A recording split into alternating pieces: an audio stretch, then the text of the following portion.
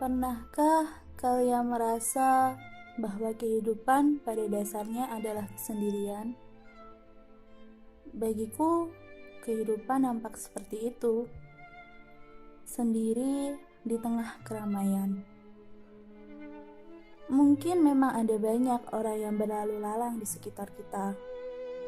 Bahkan, beberapa dari mereka pun singgah dan menemani kita. Namun, jangan pernah lupa, mereka hadir untuk sesaat, kemudian pergi lagi.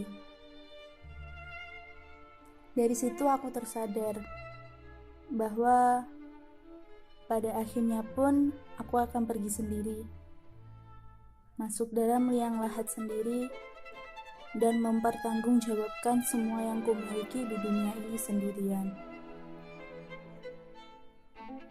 Terkadang, aku pun bertanya pada diriku sendiri, apa alasan aku hidup?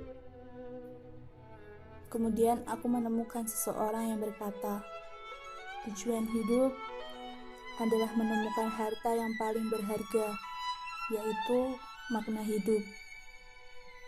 Dan makna hidup hanya ada di dalam hati manusia.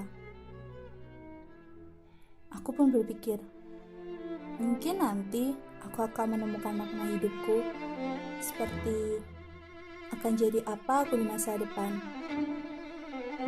Berbicara soal masa depan, kita tak akan pernah mengetahui bagaimana masa depan akan hadir pada hidup kita. Dan menurutku, memang lebih baik jika kita tidak mengetahui masa depan. Karena jika kita sampai tahu, hidup akan terasa sangat membosankan. Seperti, untuk apa aku hidup jika aku sudah tahu apa yang akan terjadi 3 detik lagi? Nah, kembali lagi ke hidup, aku juga pernah membaca sebuah kutipan tentang hidup. Ya, kurang lebih isinya seperti ini. Hidup itu sama seperti menggambar, mengisi kertas kosong dengan beribu warna. Hanya saja dalam hidup, kita tak memiliki penghapus untuk menghilangkan kesalahan-kesalahan yang telah kita perbuat. Kemudian, walau aku telah sadar bahwa pada akhirnya semua orang dalam hidup ini akan pergi sendiri, tapi aku juga paham bahwa aku juga bisa berkontribusi bagi kehidupan orang lain. Aku bertanggung jawab pada diriku sendiri, tapi aku pun juga bertanggung jawab pada kehidupan orang lain. Baik dengan peduliku, juga dengan acuhku. Jadi, mengapa memilih mengabaikan orang, bila aku bisa memilih untuk peduli dan membuat perubahan? Hari ini pun, aku telah belajar ketulusan. Tulus mendengar, tulus memberi jawaban, menghargai siapapun yang menghampiri tanpa ada pengharapan akan diberi. Tiap detik kehidupan yang kupunya saat ini pun mungkin tengah didambakan orang-orang di alam penantian hari akhir. Di dalam kubur yang sempit, dingin, dan gelap. Beberapa orang yang telah menyesal tidak memanfaatkan waktu sebaik-baiknya.